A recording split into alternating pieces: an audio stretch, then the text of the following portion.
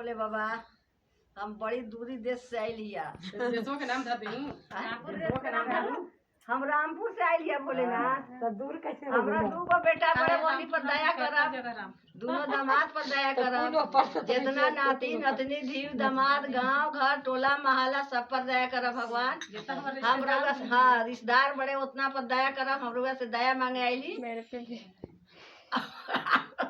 और सब पर एकदम बढ़िया से रखब और रउआ दया बरसावत रहब और हम चर्चा कहत रहब रउआ सुनत रहब।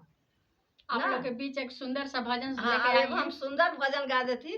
अगर रउआ बेस लागे तो सुनब और नहीं बेस लागे मत सुनब।